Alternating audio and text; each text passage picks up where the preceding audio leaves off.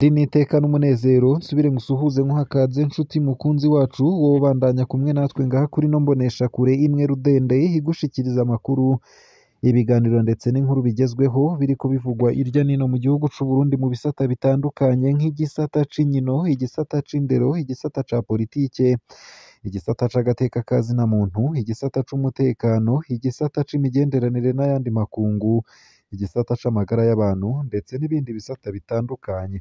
Ico utegerezwa gusa nyene ni ukubandanya kumwe natwe hama ukaja urashikirwa no makuru, ukaja urashikirwa n'ano makuru kamwe ku kandi, umwanya ku mwanya kandi ku gihe. Ano makuru rero harabafatiye ku ngingo nkuru nkuru zikurikira. Ingingo yo kuduza ibiciro muri Rumikashi yatanguye kuja mu ngiro. Igisata ca Rumikashi c'ishirahamwe Rumiteri cadugije ibiciro vyo guhanahana amafaranga biciye ku matelefone ngendanwa. Akarorero ni uko kurungika ibihumbi 50 yahora ari 1000 ubu ari 1200. Kubikura ibihumbi 50 yahora ari 1350 ubu ni 1620. Kurungika ibihumbi 100 yahora ari 2200 ubu ni 2640. Kubikura ibihumbi 100 yahora ari 2800 ubu ni 3360. Vyinshi kuri iyo nkuru ni mukanyi mu buryo burambuye ntuje kure.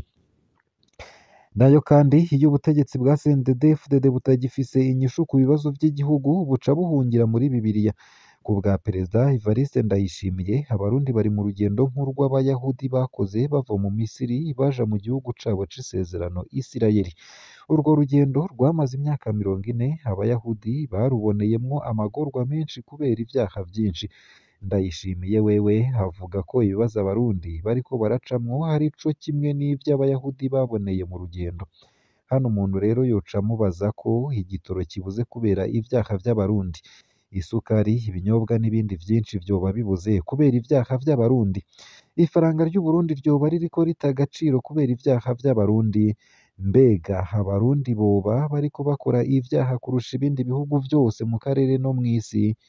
Vyinshi kuri iyo nkuru navyo ni mukanyi mu buryo bw'idonido ntuje kure. Nayo kandi abagenzi b'umuhisi Donatien Niyongabo baripfuza ko umwana asize yomenyeshwa urupfu rwa se.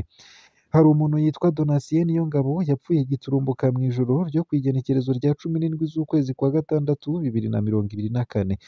Yagiye kuryama nk'uko yahora kandi agenda akomeye, ariko bukeye bararindira ko avyuka barabura. Mu nyuma babomoye basanga yapfuye. Abagenzi b'umuhisi nibo bariko barategura amaziko yiwe. Donatien Niyongabo ntiyari yubatse, ariko harafise umwana yoba afise imyaka 14 aba hanze y'u Burundi. Uyu mwana yahora avugana kenshi na se kuri telefone, ariko abagenzi vyabananiye kugurura kode ya telefone kugira bashobore kubona uwo mwana uwo ari we. Abagenzi b'umuhisi baratinya ko amatungo yiwe, ni ukuvuga imodoka, parisere n'ibindi, bigiye kugabanganwa n'abandi mu gihe umwana atoboneka. Badusavye kumenyekanisha iyi nkuru rero kugira umwana amenye ko se atakiriho, kumbure abamureze nabo bobona buno butumwa. Vyinshi navyo kuri ino nkuru ni mukanyi mu buryo bw'idonido ntuje kure. Nayo kandi iperereza riremera ko hari ryo ripfunze umwigisha Edouard Ndayisenga ahorwa ko yidogeye ubutegetsi aborewe. Twaheruka kubabwira inyuruzwa rya Edouard Ndayisenga, umwigisha w'umukutsa kivi kuri lycée communale Hozana yo mu Kaniga muri komine Rutegama, yanyurujwe mu ntango y'uku kwezi kwa Ruheshi 2024 mu gihe yaravuye ku mirimo yiwe. Edouard Ndayisenga akaba asanzwe ari n'umunywanyi wa CNDD-FDD. Aho mu Kaniga ni naho havuka Angeline Ndayishimiye, umupfasoni w'umukuru w'igihugu. Vy'ukuri Edouard Ndayisenga yafashwe n'iperereza ry'i Muyinga. Vyinshi kuri iyo nkuru ni mukanyi mu buryo burambuye. Isayo gusa ayo hamwe n'ayandi ni mukanyi mu buryo bw'idonido ntuje kure. Ico utegerezwa gusa ni ukumanuka munsi y'ino video hama ugafyona imbere y'ijambo Isange TV. Haraba handitse ijambo sabone canke subscribe. Urafyondako hama uba udushikirije intererano yawe yo kuja turakuronsa amakuru, ibiganiro ndetse n'inkuru bigezweho biriko bivugwa irya nino mu gihugu c'u Burundi no hakurya y'imbibe z'igihugu c'u Burundi mu makungu ya kure. Ano makuru ku buryo burambuye rero nonyemerere nyatangurire kuri ino nkuru ivuga ko abagenzi b'umuhisi ba Donatien Niyongabo bariko bipfuza ko umwana asize yomenyeshwa urupfu rwa se. Hari umuntu yitwa Donatien Niyongabo yapfuye giturumbuka mw'ijoro ryo kw'igenekerezo rya 17 Ruheshi 2024. Yagiye kuryama nk'uko yahora kandi agenda akomeye, ariko bukeye bararindira ko avyuka barabura. Mu nyuma babomoye basanga yapfuye. Abagenzi b'umuhisi nibo bariko barategura amaziko yiwe. Donatien Niyongabo ntiyari yubatse. Donatien Niyongabo ntiyari yubatse, ariko arafise umwana yoba afise imyaka 14 aba hanze y'u Burundi.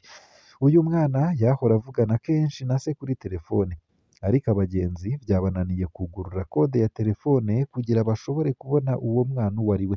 Abagenzi b'umuhisi baratinya ko amatungo yiwe, ni ukuvuga imodoka ndetse na parasere n'ibindi, bigiye kugabanganwa n'abandi mu gihe umwana atoboneka.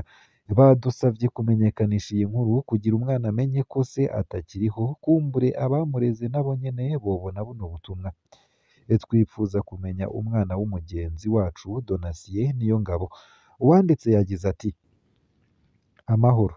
Nk'uko mubibona uyu mugenzi yitwa Niyongabo Donatien, akaba avuka i Gitega muri komine Buraza.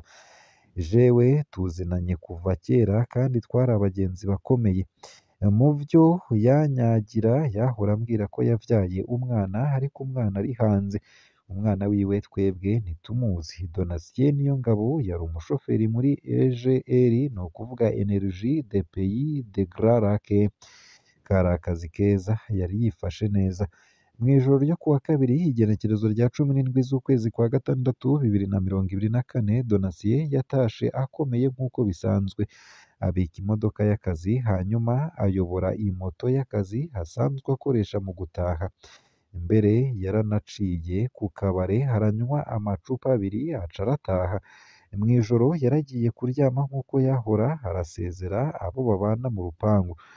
Yari akomeye neza. Bukeye ku kazi bararindiriye ko atonda barabura. Niho umukoresha yamurondeza bahava barabomora umuryango w'aho arara, basanga yaraye yitavye Imana. Abagenzi biwe turiko turategura amaziko yiwe, ariko hariho ikibazo. Uwo mwana wiwe turazi ko ariho, turazi ko bahora baravugana kenshi kuri telefone, ariko twebwe ntitumuzi. Turabasavye mudufashe kubimenyekanisha, mwebwe ijwi ryanyu rishika kure, kumbure ntihobura uwumuzi akatubwira. Kumbure na nyina azobona ubutumwa. Turipfuza ko ubutunzi bw'umuhisi bushikirizwa umwana asize. Murakoze cane. Abazi uyu mwana mwotwandikira inbox canke kuri WhatsApp. Mushobora kuraba na nimero iri kuri commentaire ya mbere. Donatien Niyongabo yavutse mu mwaka w'1983 ku mutumba wa Bibate muri komine Buraza mu ntara ya Gitega. Ni mwene Bagumako Aniseti ndetse na Nkwahafi Christine. Turahojeje umuryango w'umuhisi Donatien Niyongabo. Nayo mu yandi makuru kandi nunyemerere nkushikirize ino nkuru ivuga ko iperereza ari ryo ryemanze ko ari ryo ryapfunze umwigisha Edouard Ndayisenga, ahorwa ko yidogeye ubutegetsi aborewe. Twaheruka kubabwira inyuruzwa rya Edouard Ndayisenga, umwigisha w'umukutsa kivi kuri lycée communale Buzana yo mu Kaniga muri komine Rutegama. Yanyurujwe mu ntango y'uku kwezi kwa Ruheshi 2024 mu gihe yari avuye ku mirimo yiwe. Edouard Ndayisenga akaba asanzwe ari n'umunywanyi wa CNDD-FDD aho mu Kaniga, ni naho havuka Angeline Ndayishimiye, umupfasoni w'umukuru w'igihugu. Edouard Ndayisenga yafashwe n'iperereza ry'i Muramvya. Amasoko yacu mu iperereza yaraduhumurije ko Edouard Ndayisenga ari muzima, ko ari mu minwe y'iperereza mu ntara ya Muramvya. Rimwe muri ayo masoko ryagize riti: Edouard Ndayisenga ntiyanyurujwe ahubwo yarahagaritswe. Abamufashe bari abakozi b'iperereza i Muramvya, n'imodoka yamutwaye yari iy'iperereza i Muramvya. Amaze gufatwa yaracishijwe ku ikomine i Muramvya. abiwe boshaka bakabibaza Musitanteri wa Rutegama, Stanley Niyimbona arazi neza abafashe Edouard n'ico bamufatiye. Ahandi bobariza ni kwa Nikese Mugande atwara iperereza mu ntara ya Muramvya. Noneho ndibaza ko umuryango wiwe uzi aho ari. Icaha co kwidogera ubutegetsi. Tubajije ico Edouard Ndayisenga yapfungiwe, inyishu twaronse iratangaje. Edouard Ndayisenga yagirizwa ko yidoze aborewe. Isoko ryacu ryagize riti yagiye kubazwa n'iperereza ivyo yavuze mu myidogo yiwe, aho yakoresheje agashavu avuga ko akoze akazi k'ubukutsakivi igihe kinini kandi ari umunywanyi w'umugambwe CNDD-FDD. Mu myidogo yiwe yarakoresheje ishavu ryinshi bituma avuga nabi cane ubutegetsi buhari. Abavyumvise vyabananiye kwihanganira kandi urabona ko ari impande y'urugo kwa se wa Angeline Ndayishimiye. Maze ivyo yavuze ni ukuri ariko yakoresheje amajambo atabereye. Ayo majambo yayavuze aborewe. Izi nzoga za Sapporo zizokoresha amakosa benshi. Ubu rero ariko arabazwa arakomeye ntaco yabaye. Iki caha ca Edouard Ndayisenga kiratangaje. Umuntu uko vyoshika akidoga aborewe akavuga ivyo abona nk'akarenganyo vyamukorewe ni ibintu bisanzwe cane. Uwopfunga abantu kubera ivyo bavuga baborewe, uwopfunga abantu kubera ivyo bavuga baborewe, mu bazinywa hosigara bake.